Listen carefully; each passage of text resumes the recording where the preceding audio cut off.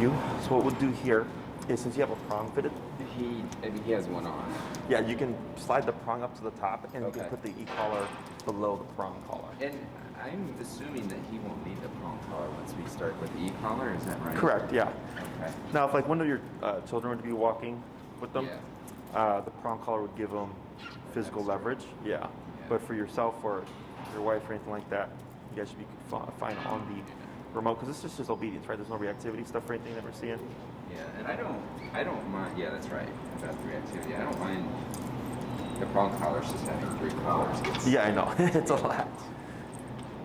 So I haven't put it on him yet. Okay. So anywhere underneath the throat from one side to the other is fine.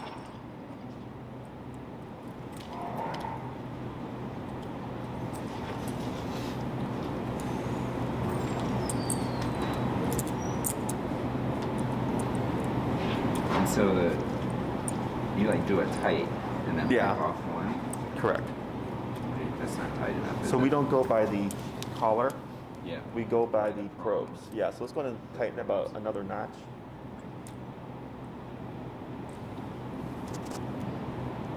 Yeah. It actually feels pretty good right there.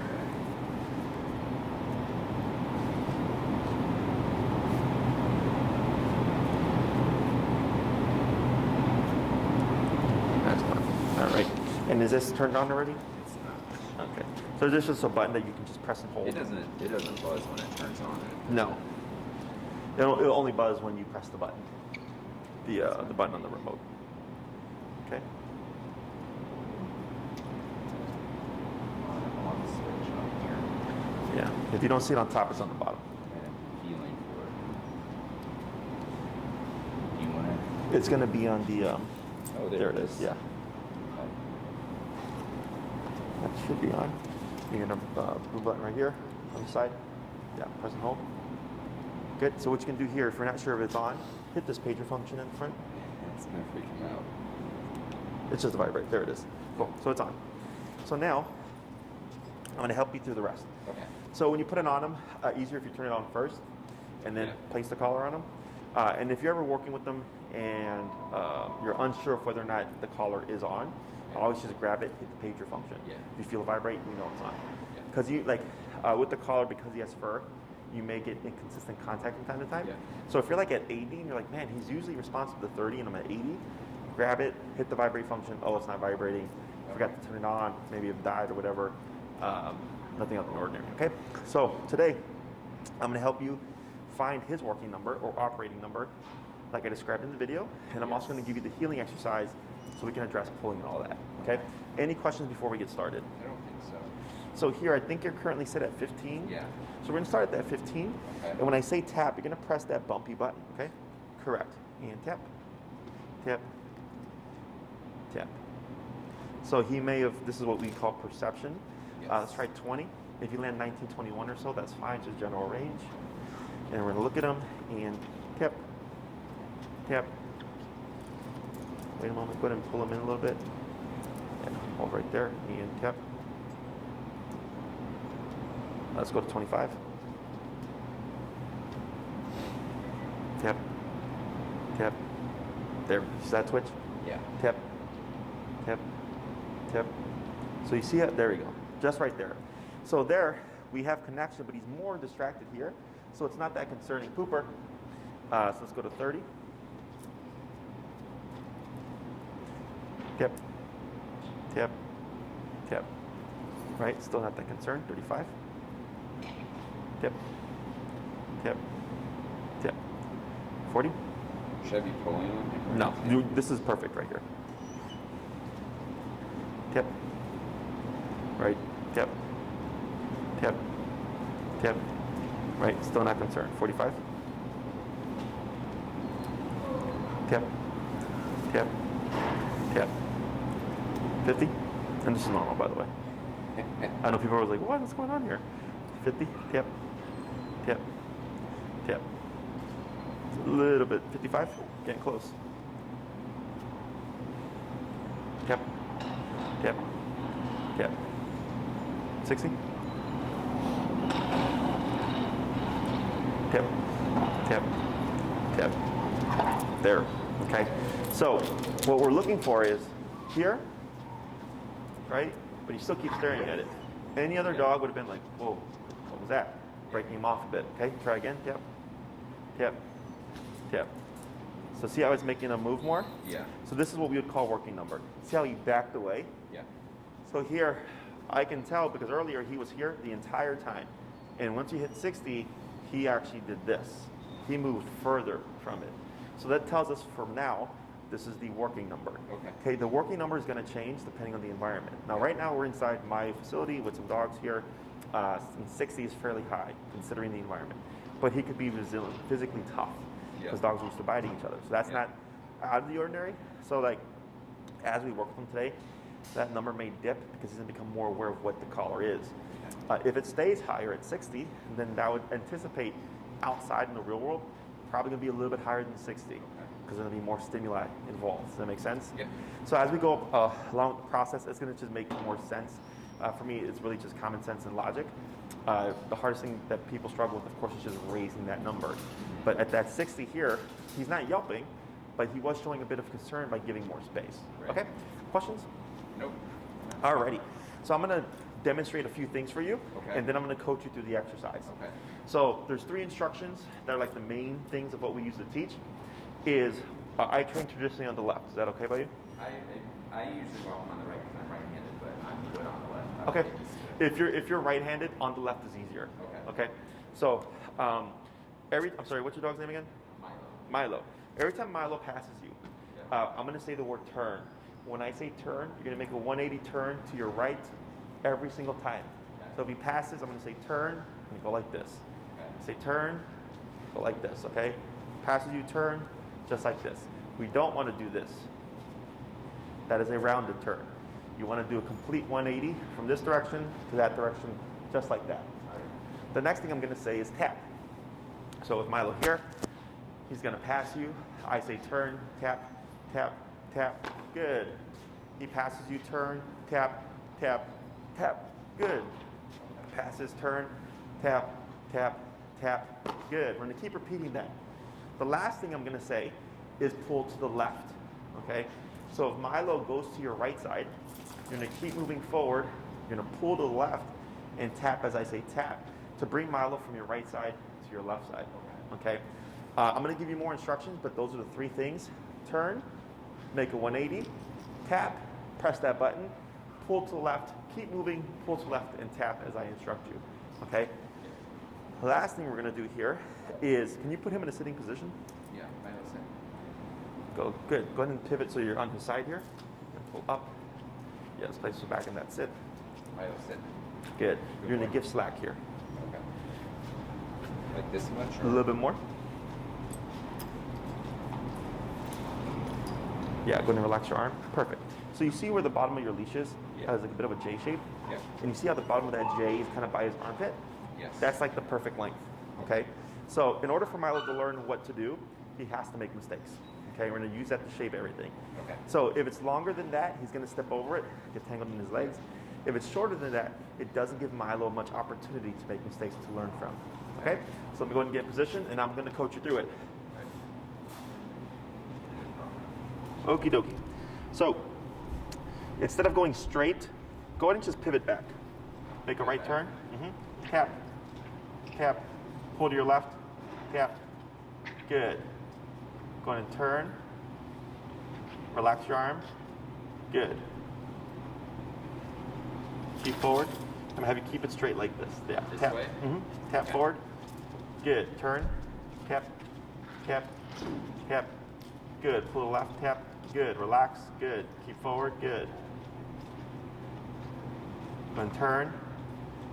Tap. Good. Pull to the left. Tap. Tap. Good. Relax. Good. Turn. Tap. Tap. Tap. Good. Keep forward. Tap. Good. Turn. Good. Pull to the left. Tap. Tap. Good. Relax. Good.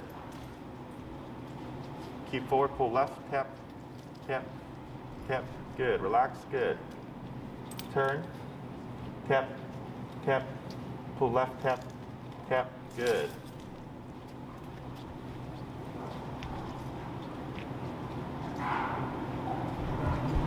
Good, turn, tap, good, pull left, tap, there you go, it's good. Relax your leash, good.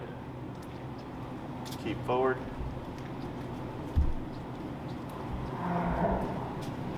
Tap forward and turn, tap, good, pull left, tap, tap, good. Let's go and bump that number. You're at 60, correct? Yeah. Let's go 65. And turn. Good turn. Now slow walk, but keep forward. All right. Slower. Good. Go ahead and turn. Good. Pick up your pace. Good.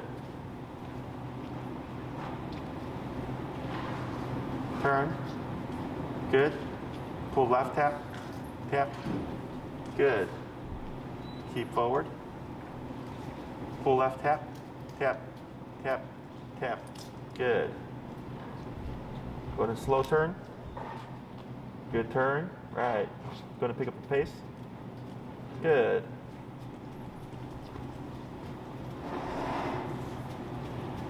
Going slow, and then slow turn. Good turn. Now keep slow. Slower. Stop. Good. What'd you see there? What did I see there? Mm-hmm. It was focused on you. Oh, sure. You seem like you stayed with me pretty well. Yeah. Right. So like right now, he stopped right beside you. Right now, you Yes. can see here. Where's his attention currently? He's over. He's over there, right? Yeah. So we're not completely in the head quite yet, Yeah. but he's still being mindful of you. Yeah. Okay. So, do you know how this, or can you decipher how this exercise is working for Milo to get him to follow your lead? Just when I'm turning and tapping, he's being prompted by that. Yes. And then how is he able to tie that you turning and tapping means to walk at your side? I'm not sure. Okay. So, most people, when they try to train the heel, Yeah. is when the dog pulls, they'll either yank them Yeah. and tell them no, or they'll zap them or whatever, Yeah. and they'll pull them back and they'll say no, and they'll say heel, and they'll keep walking, right? The dog goes ahead, they yank them, they'll go no, heel, and they'll keep doing that. Yeah. And for the dog, you'll see them where they'll turn around and go like, what was that for? Yeah. But because you're going in the same direction, they cannot break that down. Yeah. Okay? They don't understand that walking ahead is incorrect.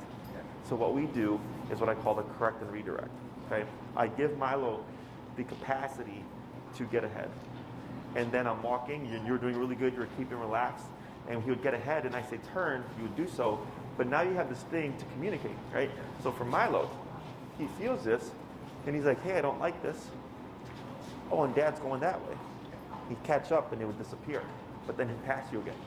It kicked in, oh, it's back, I don't like it. Oh, now Dad's going that way. So every time he felt it, it was getting his attention, but then you're doing something else. So then he's like, hey, every time I feel this, Dad is always doing something else. So then he starts thinking, well, what happens if I start paying attention? Nothing happens, because now he's walking here, okay? So we're saying, hey, buddy, don't go that way, because we're going this way.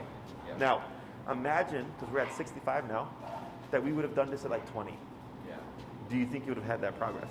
No, because the level was not enough to make not paying attention be a problem, Yeah. right? It has to be concerning to the dog in order for it to be important, and in order for it to be something that they're going to do, okay? So just like with kids, right? Because I think you said you're a teacher. Yeah. We have rules in the school. Yeah. We have detention, we have timeout, right? Go parent-teacher meeting, whatever, right? And those are kind of meant as aversives to the child, right? If you don't want to go into detention and then have to report that to your parent because then you get in trouble with the parents, you don't want to do the behavior, right? Now in this case, what we don't want them to do is forge ahead. So we're providing a consequence for forging ahead that's high enough that he's thinking like, you know what? Forging ahead and not paying attention to Dad isn't worth consequence. Right. So what happens if I'm just at his side, Yeah. right? So here, he's just been sitting there. Now his attention, of course, is still on what's going on here, but he's holding still. He's not all over the place, right? So this here is already him starting to kind of understand being in this pocket is the place to be. if I don't want to be remoted. Yes. Does that make sense? Yes. Okay? And this was all done with no words. Right. Because dogs don't use words, they use physicality. Yeah. So every time he was getting ahead of you, you were essentially like nipping at him and biting at him until eventually we created this behavior that we're looking for. Yeah. Okay?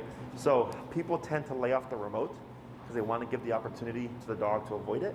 I use every opportunity to apply the remote because that's ultimately what allows me to have a dog that's trained and not having to be reliant on having to use it all the time. Okay? So in the beginning, it's going to be a lot of remoting, but over time you're going to see that become less because he's going to start being more compliant or more quick on things because he doesn't want to be remoted. Okay? Questions? No. Perfect. So I'm going to go ahead and coach you through a little bit more, Okay. but this is good. Go ahead and just move forward. Good.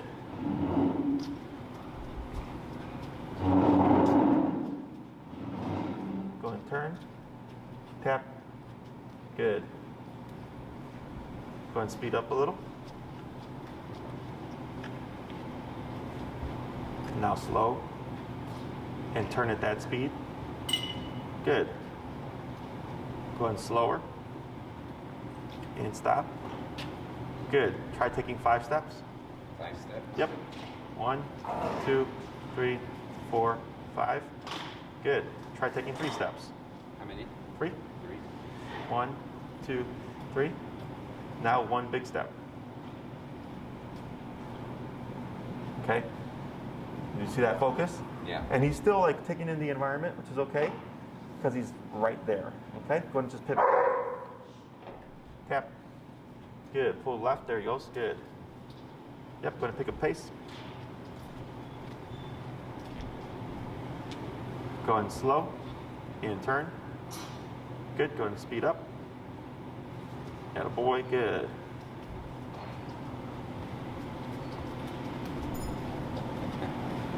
Good. And slow. Then turn. Good. Good. Going to pick up pace. Good. Going slow. Good. Pick up pace.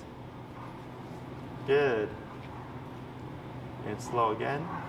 And turn. Good. Go and speed up. Excellent. Good. Go and get ready for that turn. Good. Tap left. There you go. Good. Yep, forward tap. Good. Yep, and then relax. Good. Good. Get ready for that turn. Excellent. And come to a stop. Good. Now right here, do you see how he strayed off a bit? Yeah. Do you know why? Why he turned that way? Uh-huh. Like that? I'm assuming he knows I got this. I don't know. So earlier when you stopped, he was more aligned with you. Yeah. This time he's more off of you. Yeah. Now, I'm having you do something before you do turns and come to a stop. Do you know what that is? Slow down. Yes. Did you slow down here? No. You just abruptly stopped, right? So here, the slowing down that I'm having you doing, one is to test how mindful is he. He was doing really, really good, right? Matching all those steps. He even did the little itty bitty steps. That was all perfect. And then, so then I said, get ready for a stop, get ready for a turn. The reason why I did that is some people pick up on the slowness, Yeah. and they'll start to do that naturally, which is good. Others will do it more abruptly. So your turn was abrupt, but he was able to do that. The stop was abrupt, and he was able to do it, but he kind of swung out a bit. Yeah. Okay?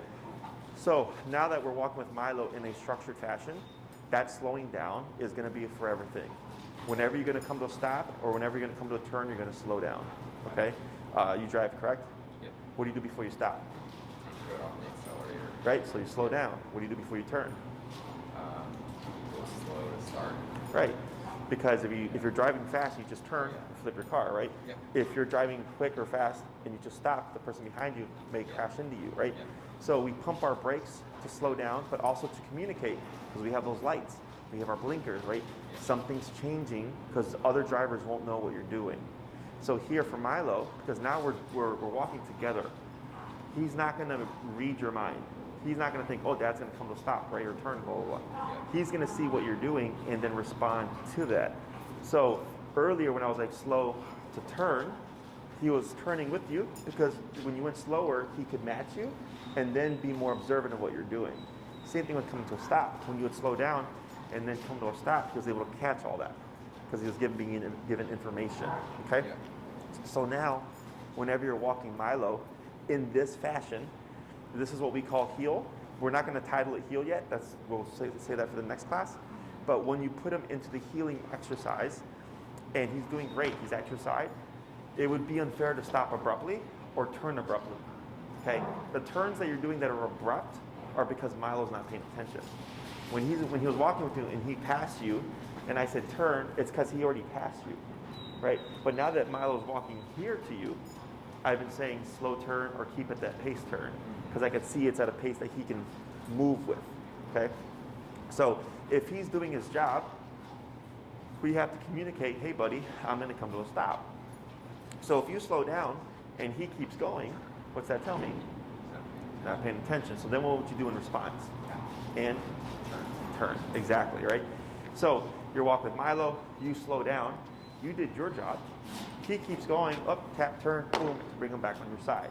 So what we're working on now is we're teaching Milo that there's someone at the other end of the leash that he should be mindful of. Okay? And then next class, there's gonna be even more body language stuff so that you have a clearer ways of communicating with Milo to let him know, hey, not only something's changing, but I'm gonna turn left, or I'm gonna turn right, or I'm gonna do this, and it's all through body language. Okay? Questions about any of this? What constitutes being ahead of me? Like even his nose about in front. Go ahead and step next to Milo. So his right shoulder parallel to your left leg. Okay. Okay? So if we're walking with someone, we walk shoulder to shoulder. Yeah. Right? So imagine his shoulder just parallel to your left leg. That's your visual cue. Okay. Okay? Anywhere from there to a little behind, like a foot or so, is okay. Yeah. Off to the side, about 6 inches is okay. Anything ahead of your leg, right shoulder, even an inch, that's passing. Okay? Because dogs will learn to play a game where they'll pass, right? And then you'll turn and they'll turn with you. Yeah. But you can see that they're forging, like they're trying to just press that boundary. Yeah. And that's something that will, if it's not addressed, creates, again, unreliable obedience. Obedience is black and white, okay? So if you're not black and white with it and you give gray area, then he's like, well, if I can do this, then can I do this? Right. And can I do this, right? Then we start to create unreliable obedience, okay?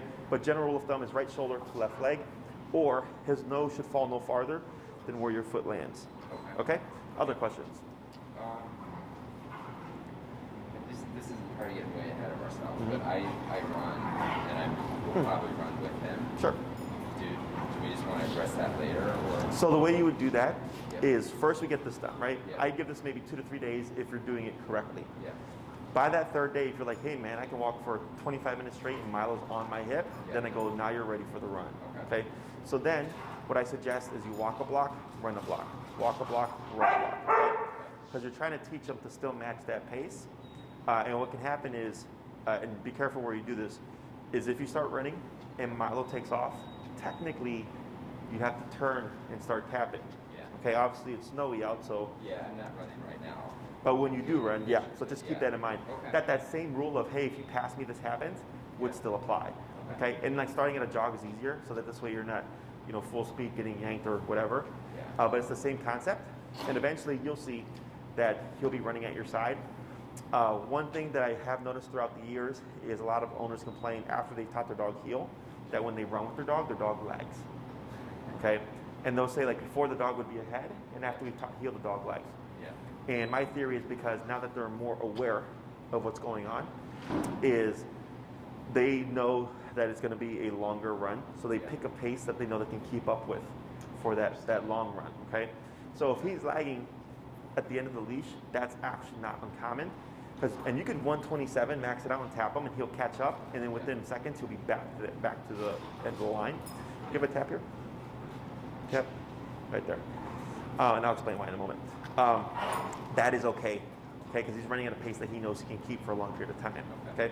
So right now, the reason why I said tap is he was getting a little too distracted, and I don't know if you felt him, but he kind of went like this because he wanted to play. Yeah. So because he did that, I had you tap him to tell him playing is not allowed right now. Okay. So your e-collar works as two things. Works as do this and don't do this. Okay. do this is what you're doing right now. When he would pass you, you would correct him. Don't get ahead of me. Instead, walk with me. Do this instead, right? Right now, because you're stationary, and that has nothing to do with him. And I didn't mind that he was looking, but once I saw, hey, he's getting a little bit more invested into it, we want to deter that. Because if we had ignored that, he might just eventually lunge. Because he's getting too far gone in the thought, and the next thing you know, there you go with your dog, right? So, because his reference point is you, when you tapped him, he curled in. That's why he's doing this behavior. Because every turn you've been making has been a right turn. So he's crossing over to the right in case you turn. Okay? Questions on that? No. This is all making sense? It makes sense, yeah. Now, you see how straightforward this is in terms of the remote? That's how you can tell you're at the appropriate level. E-collar should never feel like an argument. Okay? So if you're like tapping and tapping and tapping and tapping, and Milo's just not responding or whatever, either we're not communicating clearly, and like let's say you're trying to do something different that we've not covered, or the number's not high enough. Okay, that's almost always the issue. So like not communicating clearly would be, let's say Milo was pulling as I was walking, and I kept tapping him, but he keeps pulling. Even if I go higher, unless I tell him don't do that, do this instead, we do not have clear communication. Okay, so that would be an example of that. If he's staring at a dog and pulling, and you're tapping and tapping and tapping at 25 and he keeps going, that tells me we're too low, because it's simply don't do that. I don't care what you do, but don't do that. Does that make sense? Yeah. So as we progress with like behaviors and stuff, correcting things, Pooper, she was just in there. With correcting things,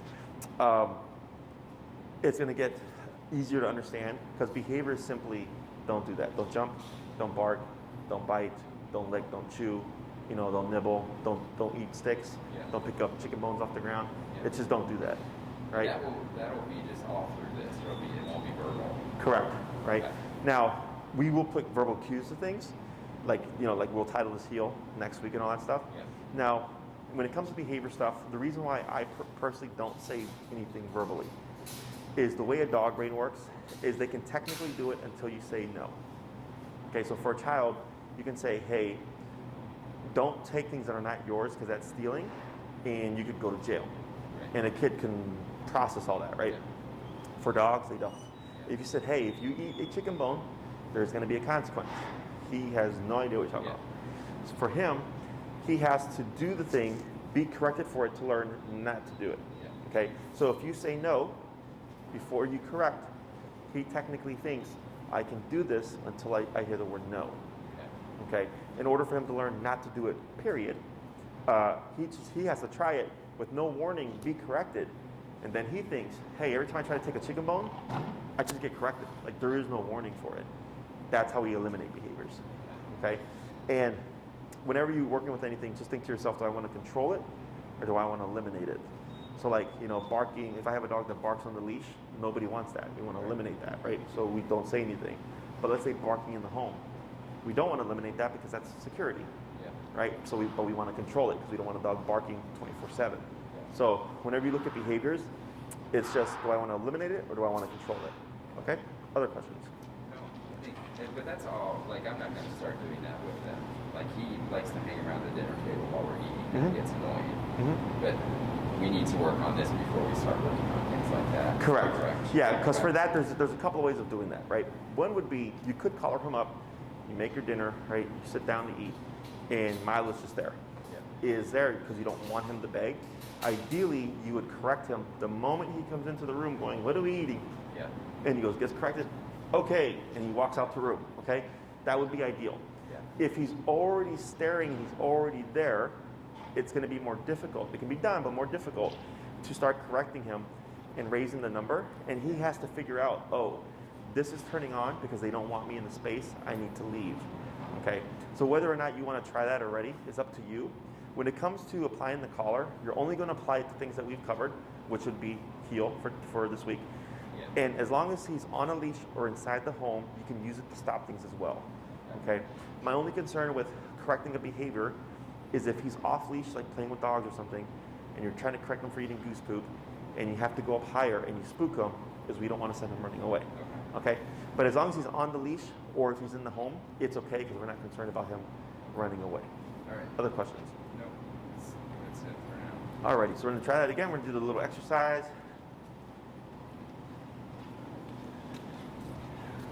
Good, and go ahead and turn to your right. Good, now forward, good.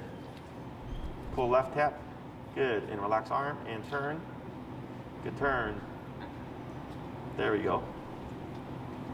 Give a little bit of slack here. There you go, perfect.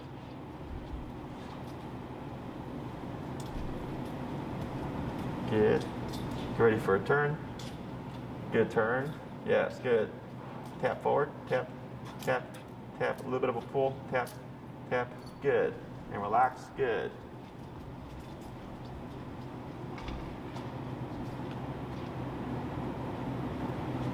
Good, and turn. Good turn. Go ahead and speed up a bit. Now you see how he's looking at you? Yeah. That's not going to be permanent. Okay. That's only because it's, day one. Go ahead and get ready for that turn. Good turn. Excellent. Good. Tap left. Good. Yep, good job. And relax. Good. Tap forward. Tap, tap, tap, tap, tap, Keep walking. tap, tap. Yep, there you go. Good. Excellent. And relax. Pull left. Tap. Good. And relax. Turn.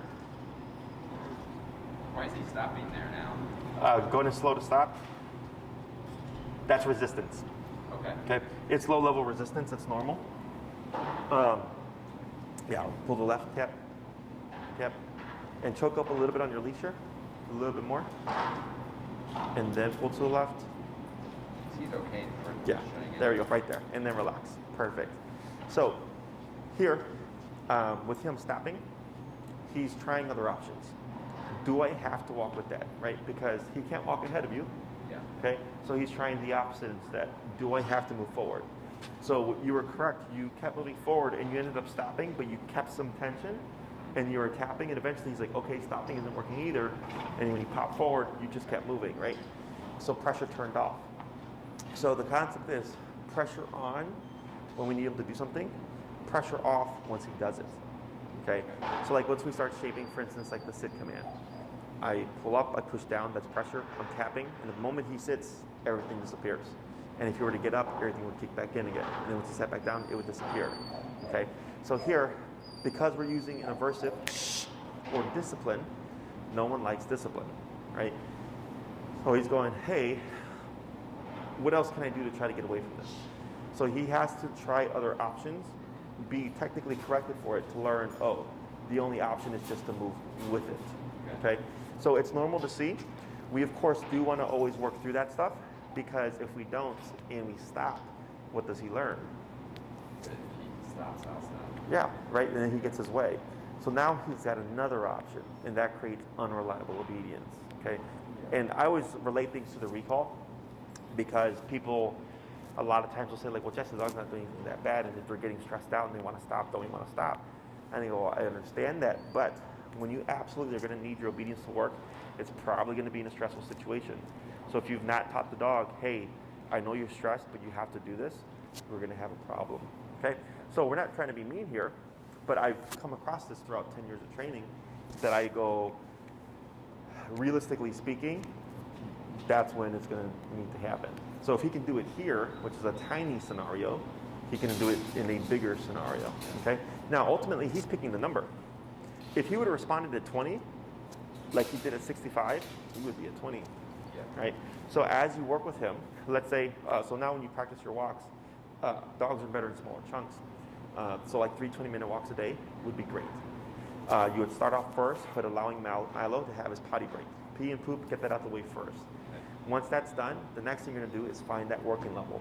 I'm going to have you start about 15, 20 each time. Okay? So you're going to be at 20, tap, tap, tap, no response. 25, tap, tap, tap, no response. 30. And keep going up until you find Milo move like we saw earlier. Once you see him move, you can assume, oh, we found the working level. Okay, now you start your walk. Different every time that we train. Potentially. Yeah. So the reason why we're doing that for the first week is it's like your research. So let's say every walk you start at 20, you work up, you always end up around 45, and then at the end of the walk you're always at 65, and you notice at 65 miles always perfect at the end. And then you come back in a week and I ask you these questions and you tell me that stuff, what can we assume? That's what his level is. Correct. We would just start at 65 at that point, right? So this week we always start low, we work our way up because you're doing your research, okay? Now, you might find 65 is great, but then when you see other dogs in passing, 65 is not effective. Okay, then we have to adjust the number for those moments as well. So you're going to start learning in certain contexts, Milo's going to need different levels. And it'll just kind of become intuitive where you won't even think about it. You'll just kind of go up and down, knowing the situation that you're going to be going into. Okay? Yeah. Other questions? So we can do like the 20 minutes 3 times a day. But that's just going to be like out on the sidewalk in front of the house going back and forth. As far as you can go. Okay. Right? So like let's say tonight you go back and you practice this. And you're having to do more turns and stuff, right? Yeah. And let's say you hit 65, and at 65, you know, it's like, wow, Milo's perfect. And you can just keep going, okay? So you can keep going straight as long as Milo is on your side, okay? Now, if Milo passes you, you would, of course, turn tap, and you'd be going the opposite way. If you're trying to get point A to point B, you would simply turn and then turn again, right? So that you would go back the way you're coming from. What we should see with each walk is that a number of turns becomes less. Okay, so like if today you did 100, and then tonight you do 50, and tomorrow 25, and then the night 12, you're gradually going down in corrections. That means he's learning. If you're staying static, what does that tell us? Which means? Which need to turn this up. Yes, you need to go up in the power, right? Okay. So if we're finding that we're getting static, right, and you're like, man, every day is 25 turns on one walk, and I'm at 65. That's telling me 65 isn't appropriate. 70, 75. And then eventually you're going to hit a number and you're going to think to yourself, wow, Milo has been in my side for 30 minutes straight. 85. Okay, I want to make a note of that. The next walk, you do the same thing. Just do your research. And then maybe you're like, wow, Milo's at my side again for 30 minutes. No problems. 85. Okay, so this is very simple. So in the beginning, when we started, it was a lot of turns, right? Yeah. We bumped it a little bit. But once we hit 65, what have we noticed? Yeah, and we're doing less taps, right? He's staying more to your hip. If anything, the only issue he's having problems with is coming to the right side, right?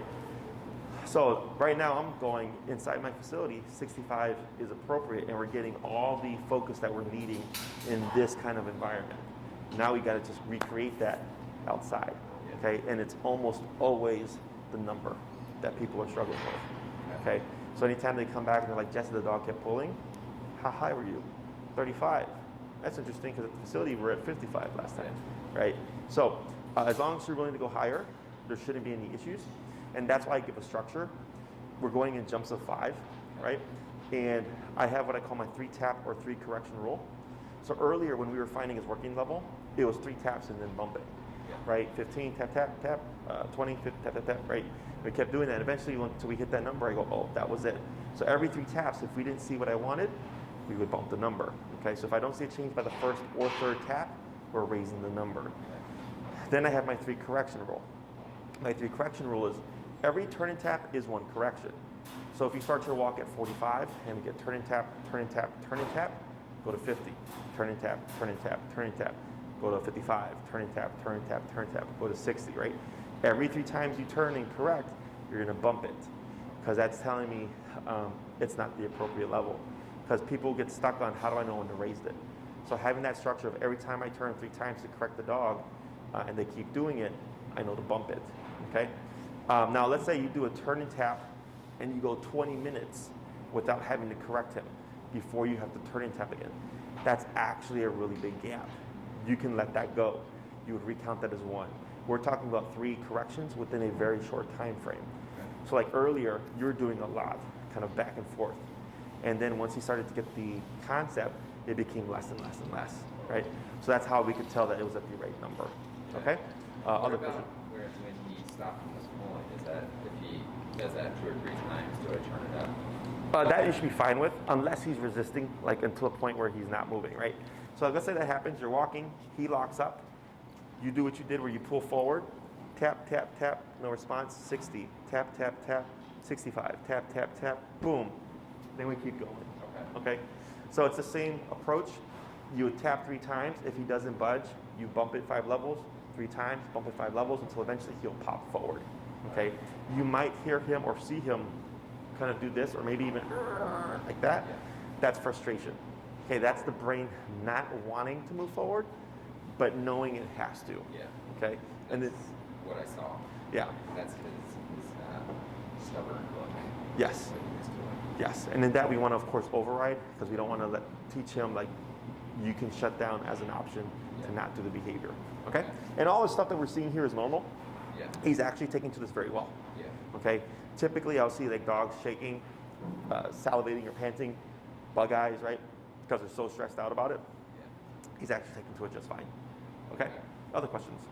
So we do 3 20-minute sessions a day. Mm-hmm. I usually take him like to the park to play, just in the tennis courts.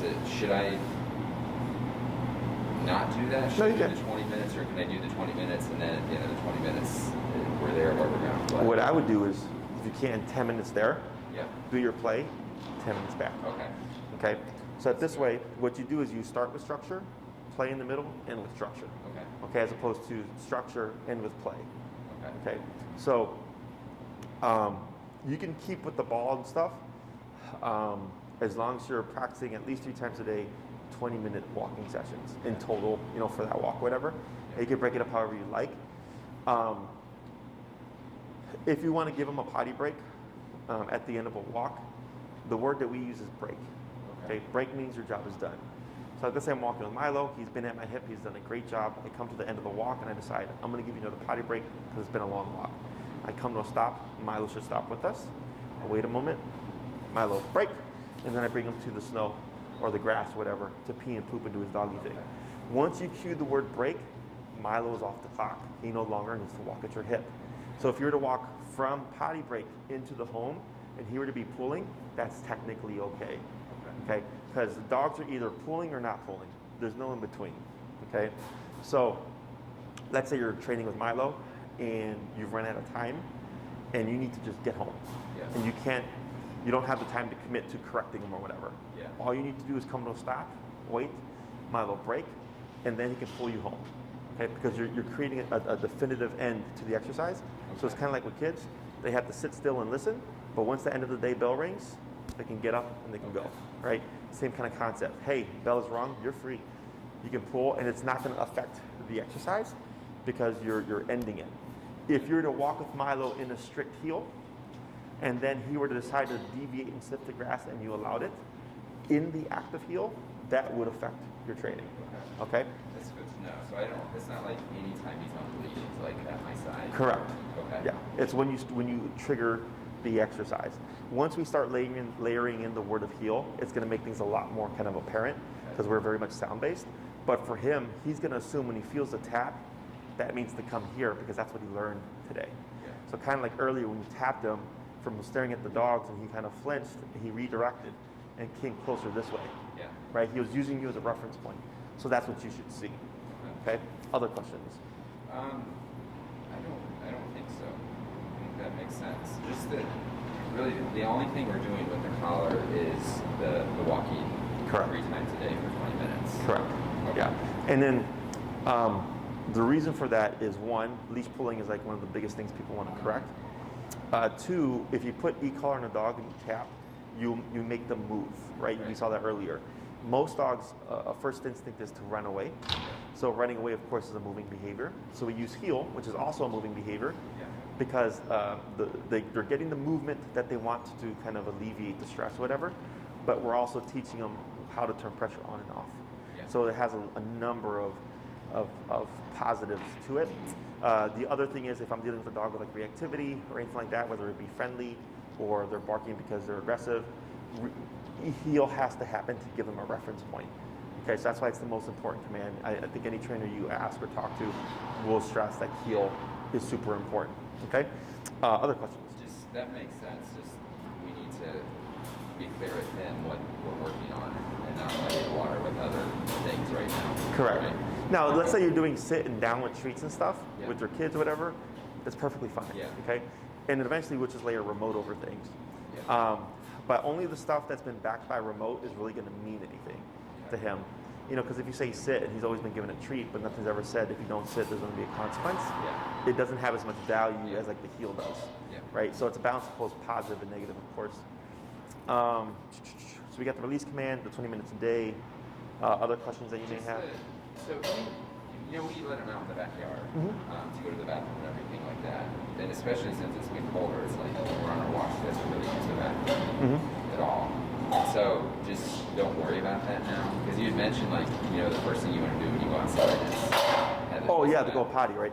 So if it's, how is he with the cold? He's fine. He doesn't mind it at all. Okay. If you let him out in the yard, does he pee or potty right away? It depends. A lot of times he just wants to go for a change of scenery.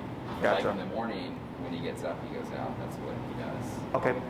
So what you can do is when you start your walk, because eventually he's going to have to learn to go, right, as a part of the pattern, is if you start your walk, you can give him, for instance, 5 minutes. Yeah. And within that 5 minutes, and it's best if you anchor yourself and go to an area where he has potty before, because the scent will incentivize him to go, and just anchor yourself. The big mistake that people do is that they walk, and it gives the dog either hundreds of things to mark, or the brain is so distracted by the new scents as you're walking, they forget to have a potty. Okay. So by anchoring yourself, especially somewhere that he's potty before, you're limiting his options, so he gets bored quicker and goes like, oh yeah, I gotta go potty. Okay.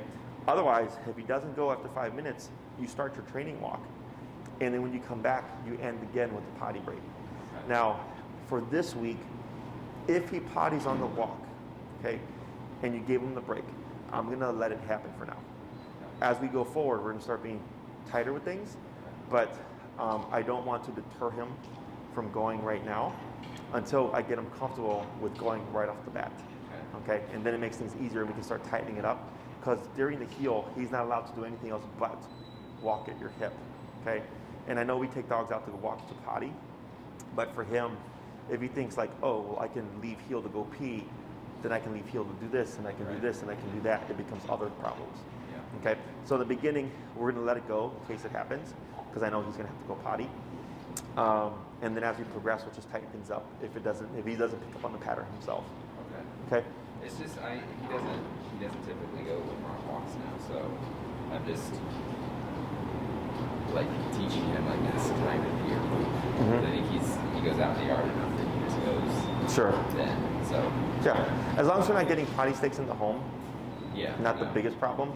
But if it's something like, yeah, we need him to go potty on the walk and stuff, then we can figure that out as well. Okay. Okay. All right. Yep. Other questions? I think that's it. Um, what my homework is for the week. Yes, it's simple. It's just, and if like, let's say all you have is a solid hour to practice for one day, it's perfectly fine. Yeah. It's just, he learns better in smaller chunks. Yeah. So every time that you work with him and then you stopped and we talked, I do that because it gives the dog the time to process what just happened with the training, okay? In terms of the collar, I recommend putting it on 15 minutes prior and leaving it on 15 minutes after you do a training session, okay? If you can't do that, no big deal. You're also welcome to give them a treat when you get put it on and give them a treat when you remove it, just as positive association. Yeah. My dogs love the e-collars. They know when they hear it coming out, they're gonna go off leash, they're gonna go for a walk, they're gonna go to the park, whatever. So my dogs love them, okay? In the beginning, if you see what people call like depression or mopiness, it's because he's calm, okay? The other thing is no one likes discipline. Right. So in the beginning, you might see that, it's okay, he'll get over it. Be very generous whenever he gives you the opportunity to use that remote, because the more you expose him to it, the faster he gets over it. Yeah. The most common issue I get with a lot of people is they see like, oh, my dog's stressed, and they lay off of it, and now they keep that dog in a limbo. Yeah. Okay, so the more you expose them to stress, the faster they learn how to deal with it. Okay, but everything I saw today, normal. He was responding really well to it. His number is up there. Yeah. So once you start working with them outside, don't be like concerned if you're like, holy crap, I'm at 90. You know, as long as he's not yipping and yelping and rolling on the ground, we're not too high. Right. So remember, if it's taking too much work to get him to listen, we're too low. And if it looks like he's overreacting and jumping all over the place and yelping and stuff, we're probably too high. Okay, so that just means you go lower or higher depending on the context. Okay? Anything else? I think that's good. So you have your homework for the week. If you have any questions, you can shoot me an email at the email I emailed you those videos from. And then I'll get back to you as soon as I can. All right. Okay? Awesome. Good. Good job. Thank you. And I would suggest keeping that collar on him. On the way home. And then when you get home, if there's nail polish or some kind of paint